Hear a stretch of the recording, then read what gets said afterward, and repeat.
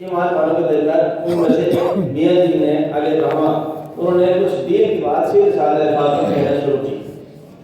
مولانا محمد رشید نوانی علیہ الرحمہ کی والدہ سن رہی تھی تو انہوں نے دعا کی، اے پروردگار میرا جب آخری وقت ہو تو یہ اللہ والوں کی جماعت میری نماز جنازہ پڑھے. اللہ اکبر، دعا کی. ماشاء اللہ. حسن اتفاق کہیے کہ سوء اتفاق، بہرحال تقسیم کا عمل سامنے آ گیا.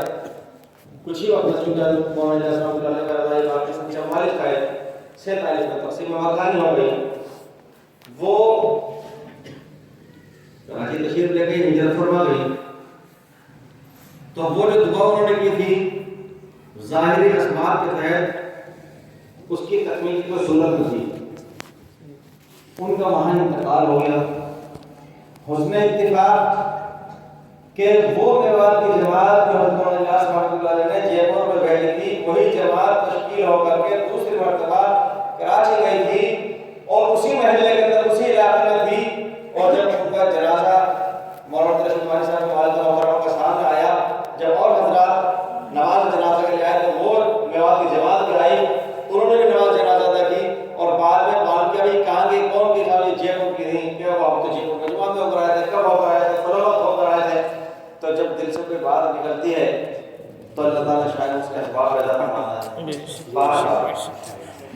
حضرت مفتی احمد حسن صاحب نمبر 9 محمدوں کا تعالیٰ شاہنوں نے عالمی طور پہ جو مرجعیت عطا فرمائی تھی کہ ساری دنیا کے تمام ممالک کے علماء، فضلاء، مشائخ ان کے پاس آتے رہتے تھے. مثلا ایک دکتور عز الدین زغیوہ کرتے ہیں، دبئی کے اندر مکتبہ الماجد ایک بہت بڑا ادارہ ہے. اس کا کام یہ ہے کہ دنیا میں جہاں کہیں قیمتی نوادرات ہیں، قلمی کتابیں ہیں، ان کی فوٹو کاپی کی جائے، اس کو محفوظ کیا جائے اور اربوں روپیہ سالانہ اس سلسلے میں خرچ ہوتا رہتا ہے.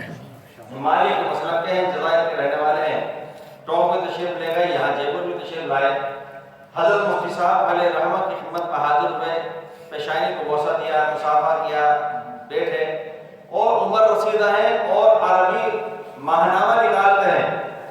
بڑے عالم دین مشہور، انہوں نے بخاری شریف کی حدیث بھی حضرت کو پڑھ کے سنائی.